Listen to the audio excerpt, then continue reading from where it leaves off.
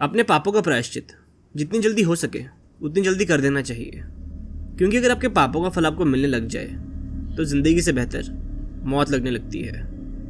तो दोस्तों, ऐसा ही हुआ हमारी आज की कहानी में, जिसमें एक ट्रक ड्राइवर के साथ कुछ ऐसा हुआ जिसने उसे अपने पापों का प्रायश्चित करने के लिए मजबूर कर दिया। दोस्तों, कहानी में आगे बढ़ने से पहले अगर आप लोग भी चाहते हैं कि मैं आपकी कहानी अपनी आवाज़ में सुनाऊं, तो आप लोग अपनी कहानी मुझे भेज सकते हैं abhasin102@gmail.com पे। मैं ज़रूर आपकी कहानी सुनाना पसंद करूँगा। तो चलिए दोस्तों, बिना देरी के सीधा बढ़ते हैं आज की कहानी की तरफ। राम प्रताप एक तजुर्बेदार ट्रक ड्राइवर था। उसने अपनी काफ़ी ज़िंदगी सफ़र में गुजारी थी और हर रात के अंधेरे को अपने ट्रक की रोशनी से चीरते हुए वो सड़कों का राजा बन चुका था। लेकिन उस रात जब सब कुछ बदल गया, उससे पहले वो एक आम रात ही थी। वो रात राम प्रताप अपनी ट्रक में मालगुड़ी से चेन्नई जा रहा था। सड़क सूनी थी और हवा में एक अजीब सा सन्नाटा था।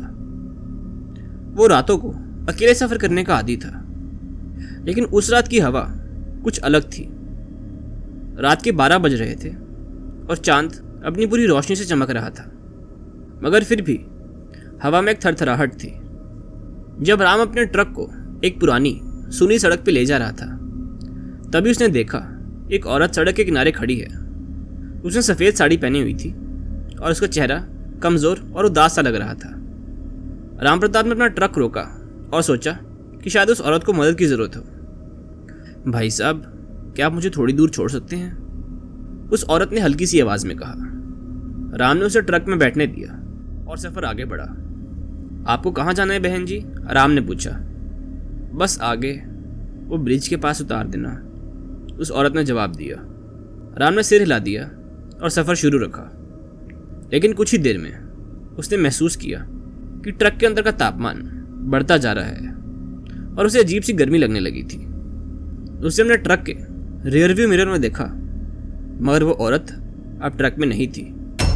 अरे, ये तो कुछ देर पहले यहीं थी, राम ने कहा। उसने ट्रक रोककर इधर उधर देखा, लेकिन उस औरत का कोई निशान नहीं था। वापस ट्रक में बैठकर राम ने सफ़र जारी रखा, लेकिन अब उसका मन बहुत बेचैन हो रहा था। सड़क पर अब बस उसके ट्रक के इंजन की आवाज़ थी और दूर दूर तक कुछ दिखाई नहीं दे रहा था। उसने रेडियो ऑन करने की कोशिश की, लेकिन रेडियो स्टैटिक ही बजता रहा। अचानक से उसने किसी के हंसने की आवाज़ सुनी। राम ने फिर से रियरव्यू मिरर में देखा, लेकिन अब भी कोई नहीं था।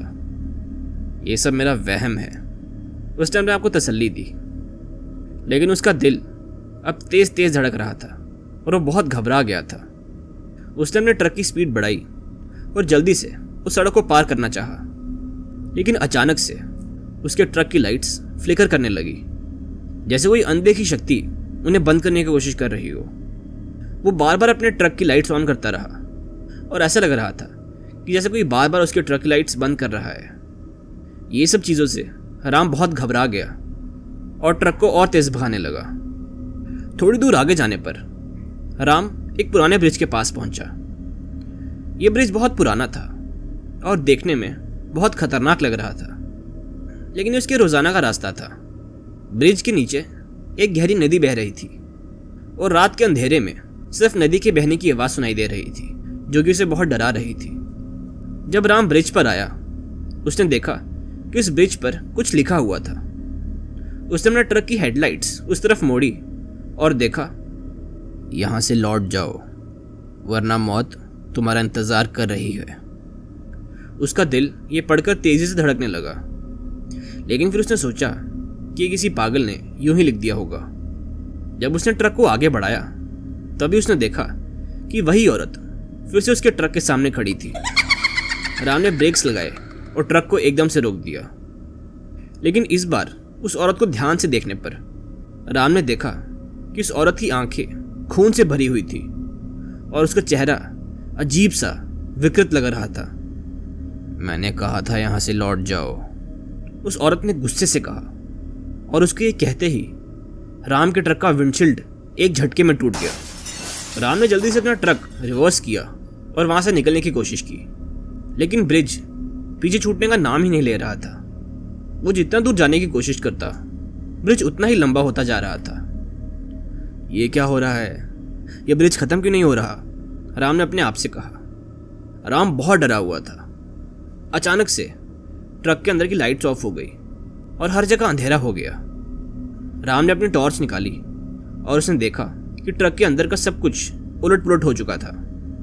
ट्रक की सीट बेल्ट्स खुद से हिल रहे थे और डैशबोर्ड पे खून के निशान बन गए थे। राम के हाथ कांपने लगे और उसने ट्रक से बाहर निकलने का सोचा, लेकिन जैसे ही उसने ट्रक का दरवाज़ा खोला, उसे एक दिल दहला देने वाले बच्ची की चीख सुनाई दी। मुझे बचाओ, मुझे बचाओ! एक बच्चा चीख रहा था। राम ने इधर उधर देखा, लेकिन रात के अंधेरे में कुछ दिखाई नहीं दे रहा था। उसने फिर से ट्रक स्टार्ट किया और फुल स्पीड में आगे बढ़ता गया। सफ़र के बीच में राम ने देखा कि ब्रिज खत्म हो चुका था और वो एक अजीब से गांव में घुस गया था। ये गांव बिल्कुल वीराना लग रहा था और हर घर में अंधेरा छाया हुआ था। उसने ट्रक रोक के गांव के अंदर जाने का सोचा, शायद कोई मदद मिल जाए। लेकिन जैसे उसने ट्रक से उतर के गांव में कदम रखा, उसने देखा कि हर घर के अंदर से रोशनी आ रही थी। उसने घर के पास जाकर अंदर झांका और जो उसने देखा वो चीज़ वो जिंदगी में कभी नहीं भूल सकता। उसने देखा कि हर घर के अंदर लोगों के मम्मीकृत शव लटके हुए थे, यानी कि लोगों की मम्मीफाइड बॉडीज लटकी हुई थी। उनके चेहरे पर डर और तकलीफ के निशान थे, जैसे उन्हें जिंदा ही लटका दिया हो। राम का दिल ये देखकर जोरों से धड़कने लगा और उसने वापस ट्रक की तरफ भागने की कोशिश की, लेकिन गांव के रास्ते अचानक से बदल गए थे और अब उसे अपना ट्रक कहीं दिखाई नहीं दे रहा था। हर रास्ता उसे एक नए, अजीब और डरावनी जगह पर ले जा रहा था। राम की सांसें तेज हो गई और उसने सोचा कि सब शायद एक बुरा सपना है। डर के मारे राम भागता रहा और अपने ट्रक को ढूंढने की कोशिश करता रहा और भागते भागते वो आखिरकार एक पुराने मंदिर के सामने पहुंच गया। ये मंदिर टूट फूट चुका था और उसके अंदर से कुछ अजीब सी आवाज़ें आ रही थी। उसने मन में सोचा कि शायद उसे अंदर जाके देखना चाहिए। अंदर जाने पर उसने देखा कि मंदिर के अंदर बहुत सारी प्राचीन मूर्तियां थी और उनके चेहरे बहुत ही भयानक और डरावने थे। अचानक से उसने सुना कि कोई उसे बुला रहा है। राम प्रताप, राम प्रताप। एक भयानक आवाज उसे बुला रही थी। राम ने अपने टॉर्च की रोशनी को उस तरफ मोड़ा जहां से आवाज आ रही थी और उसने देखा कि एक बूढ़ा पंडित वहां खड़ा उसे बुला रहा था। तुम्हें यहां नहीं आना चाहिए था, उस पंडित ने कहा। क्या हो रहा है यहां? राम ने घबराहट में पूछा। ये सब तुम्हारे पाप का फल है, पंडित ने कहा और उसका चेहरा विकृत हो गया। राम ने पीछे मुड़कर भागने की कोशिश की, लेकिन उसके पैर अब उस जगह पर चिपक गए थे और मानो कि वो हिल ही नहीं पा रहा हो। पंडित ने अचानक से अपनी आंखें लाल कर ली और राम के सामने एक भयानक आत्मा का रूप ले लिया। आत्मा ने अपने हाथ राम की तरफ बढ़ाए और कहा, तुम्हें यहाँ से कोई नहीं बचा सकता, तुम्हें अपने पाप का सामना करना होगा। राम की आंखों के सामने उसके सारे पुराने किए हुए पाप उसे दिखाई देने लगे। एक लड़की जिसने उसकी वजह से अपनी जान दे दी थी, एक बूढ़ा जो उसके ट्रक से कुचला गया था और कई और लोग जिन्हें उसने अपनी लापरवाही से मार डाला था। राम चीख उठा, मुझे माफ़ कर दो, मुझे माफ़ कर दो, प्लीज़ मुझे माफ़ कर दो। लेकिन उसकी आवाज़ मंदिर की दीवारों में गूंज कर वापस आ गई। उस आत्मा ने अपनी शक्ल विकृत कर ली और कहा, अब तुम्हारा वक्त खत्म। राम प्रताप की चीखें पूरे मंदिर में गूंज रही थी और मानो मंदिर की दीवारें उसके खौफ को और बढ़ा रही थी। वो डर के मारे वापस मुड़ने लगा, लेकिन उसके पैर अब भी चिपके हुए थे। आत्मा का चेहरा और भी विकृत हो गया और उसने अपना हाथ राम के सर पर रखा। राम ने महसूस किया कि जैसे कोई बिजली उसके शरीर में दौड़ गई हो। उसने अपनी आंखें बंद कर ली और भगवान को याद किया। तभी एक जोर की आवाज से राम की आंखें खुल गई। सामने उसने देखा कि एक बूढ़ा साधु खड़ा हुआ था, हाथ में त्रिशूल लिए हुए। जाओ, दूर हो जाओ इस इंसान से, साधु ने आत्मा को हुक्म दिया। आत्मा गुस्से में चिल्लाई और साधु पर झपट पड़ी, लेकिन त्रिशूल के एक ही वार से वो आत्मा चीख बनकर हवा में गायब हो गई। राम ने चुपचाप साधु को देखा। आप कौन हैं? राम ने डर के पूछा। मैं मोहन बाबा हूँ, इस मंदिर का रक्षक। तुम्हें यहाँ नहीं आना चाहिए था, साधु ने कहा। राम ने घबराहट भरी आवाज में कहा, मुझे बचा लो बाबा, मुझे बचा लो, मुझे यहाँ से निकलने का रास्ता बताओ। मोहन बाबा ने राम का हाथ पकड़ा और उसे मंदिर से बाहर ले गया। ये जगह शापित है, यहाँ बहुत सारी आत्माएं हैं। तुमने जो पाप किए हैं उसके लिए वो तुमसे बदला लेना चाहती हैं। राम ने मोहन बाबा को अपनी पुरानी कहानियां बताई। उसने बताया कैसे उसने एक जवान लड़की को अपने ट्रक से कुचल दिया था और बिना उसकी मदद किए वो वहां से भाग गया था। कैसे उसकी लापरवाही की वजह से एक बूढ़े आदमी की जान चली गई थी। अपनी जिंदगी के हर गुनाह को उसने मोहन बाबा के आगे रख दिया। मोहन बाबा ने गहरी सांस ली और बोले, तुम्हें अपने पापों का प्रायश्चित करना होगा। तुम्हें उन लोगों के परिवार से माफ़ी मांगनी होगी और उन्हें अपनी गलती बतानी होगी, तभी तुम इस शाप से मुक्ति पा सकते हो।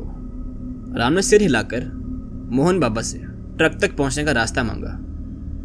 मोहन बाबा ने एक मंत्र पढ़ा और राम से कहा, यह मंत्र तुम्हारे ट्रक को इस शापित सड़क से निकालने में मदद करेगा।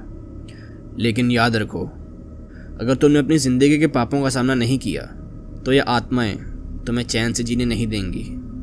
राम ने मोहन बाबा का शुक्रिया अदा किया और ट्रक स्टार्ट किया। सड़क पर आगे बढ़ने पर उसने महसूस किया कि हवा का सन्नाटा अब धीरे धीरे खत्म हो रहा था। ट्रक की लाइट्स भी नॉर्मल हो गई थी। उसने एक गहरी सांस ली और सोचा, अब कुछ भी हो जाए मुझे अपने पापों का सामना करना होगा। मालगुड़ी पहुंचते ही राम ने पहले उस जवान लड़की के घर का रुख किया। उसने लड़की के माँ बाप से मिलने की हिम्मत जुटाई और उनके सामने अपना पाप कबूल किया। मैंने आपकी बेटी को ट्रक से कुचला था, मैं गुनहगार हूँ, मुझे माफ़ कर दो, राम ने रोती आंखों से कहा। लड़की के माँ बाप का गुस्सा आसमान छू गया, लेकिन उसने उन्हें वचन दिया कि वो अपनी पूरी जिंदगी उनकी सेवा में बिताएगा। धीरे धीरे उन्होंने राम को माफ़ कर दिया। एक एक करके राम ने अपने सभी पापों का सामना किया और उन लोगों से माफ़ी मांगी जिन्हें उसने तकलीफ दी थी। हर एक माफ़ी के साथ उसके दिल का बोझ हल्का होता गया। आखिरी माफ़ी मिलने के बाद राम ने महसूस किया कि उसके अंदर एक अजीब सा सुकून है जो पहले कभी नहीं था। एक रात जब राम फिर से उस पुरानी सड़क से गुजर रहा था, उसने देखा कि वो ब्रिज जो कि पहले ख़त्म होने का नाम ही नहीं ले रहा था, अब वो ब्रिज उसके आखिरी मोड़ तक दिख रहा था। उसने अपने ट्रक की स्पीड बढ़ाई और ब्रिज को पार कर गया। पीछे मुड़कर देखने पर उसे देखा कि वही औरत जो पहले उसे डरावनी और भयानक लग रही थी, अब वो देखकर उसे मुस्कुरा रही थी। राम ने समझ लिया था कि उसने अपनी जिंदगी के पापों का प्रायश्चित कर लिया है। उस रात जब उसने अपने ट्रक को रोका और आसमान की तरफ देखा, उसे ऐसा लगा जैसे उसने एक नई जिंदगी जीत ली है। वो रात जो उसके लिए सबसे डरावनी रात थी, उसके बाद उसके लिए एक नई सुबह लेके आई थी। ये कहानी बस एक ट्रक ड्राइवर की नहीं थी, ये एक ऐसे इंसान की कहानी है जो अपनी गलतियों से सीखकर अपने पापों का सामना करके सच्चाई और इंसानियत की तरफ बढ़ गया हो। राम प्रताप ने फिर कभी भी उस सड़क पर डर के साथ सफ़र नहीं किया।